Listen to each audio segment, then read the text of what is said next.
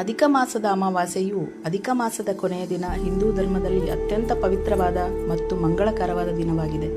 ಈ ದಿನದಂದು ಪವಿತ್ರ ನದಿ ಸ್ನಾನ, ದಾನ ಧರ್ಮಗಳು ಮತ್ತು ಪಿತೃಗಳಿಗೆ ತರ್ಪಣ ನೀಡುವುದರಿಂದ ಕೋಟಿ ಪಟ್ಟು ಪುಣ್ಯ ಪ್ರಾಪ್ತಿಯಾಗುತ್ತದೆ.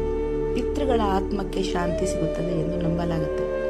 ಈ ದಿನದ ಮಹತ್ವ ಮತ್ತು ಆಚರಣೆಗಳ ಮುಖ್ಯ ವಿವರ ಯಾವುದು ಅಂತಂದರೆ, ಅಧಿಕ ಮಾಸದ ಅಮಾವಾಸ್ಯೆಯು ಪಿತೃದೇವತೆಗಳನ್ನು ಆರಾಧಿಸಲು ಮತ್ತು ಪಿಂಡ ಪ್ರದಾನ ಮಾಡಲು ವಿಶೇಷವಾದ ದಿನ. ಈ ದಿನ ಮೃತ ಪಿತೃಗಳಿಗೆ ಪ್ರಾರ್ಥನೆ ಸಲ್ಲಿಸುವುದರಿಂದ ಅವರ ಅನುಗ್ರಹ ದೊರೆಯಲಿದೆ.